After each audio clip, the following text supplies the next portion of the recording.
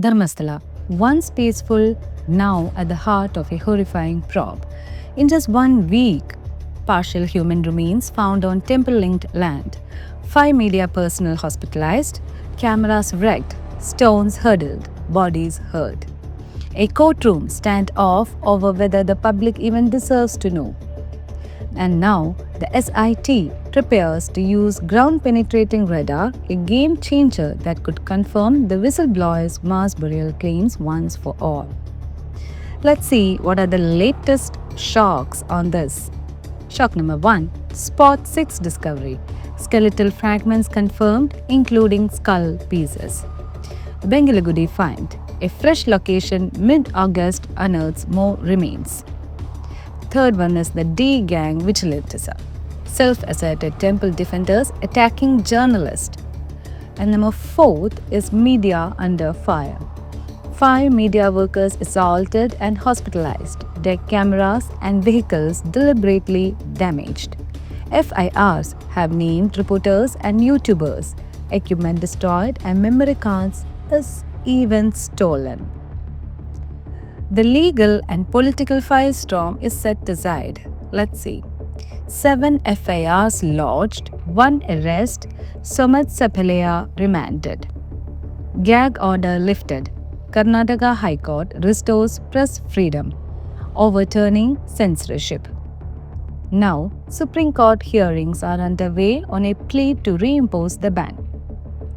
CPI MP Santosh Kumar calls it an organized criminal enterprise and is demanding an NIA probe on this. Forensic and science has some other things to say. The ground-penetrating device scans plan to avoid aimless digging and gather scientific clarity. DNA, trauma, osteological test underway to identify recovered remains. Witness protection is being urged to avoid tampering, however. Details emerged about leaked statements, raising concerns over probe integrity. Security is ramping up. CCTV footage of mob attacks and police action is being collected. Let's also see the Sport 13 update so far. Sport number 13 remains untouched. SIT is prioritizing an expert survey, which include maybe a GPR or a drone radar, delaying excavation due to safety and infrastructure constraints. But we are also having a doubt like why this case is so contained to us. That is scale versus proof. Whispers of mass burials versus verified fragments, in which DNA results will define the real truth. And media versus secrecy, a gag order overturned but tensions continue. Media's struggle for transparency is really a matter and it still persists. Erased identities so far. Activities allege systemic caste-based erasure, especially of Dalit victims. The next was conflicting narratives. Is the press exposing systemic abuse or provoking temple sentiments? That is yet to be talked about.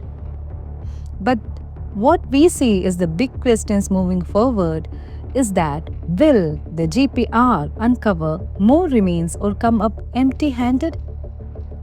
Who is behind this D gang? Are they acting alone or with a proper and a planned backing? Can science and eyes on truth outrun political pushback? Is the claim about only one Malayali reporter filming genuine? As of now, no verified evidence supports it though, but still it is something interesting to know about. So yeah, we will keep digging relentlessly. Every fact, every lead, every buried story, you'll get it here. This is Ink Without Fear by Changni for the Unmasked intern. Stay tuned for the real, raw, truth, unfiltered and unafraid updates. See you for the next time. Bye.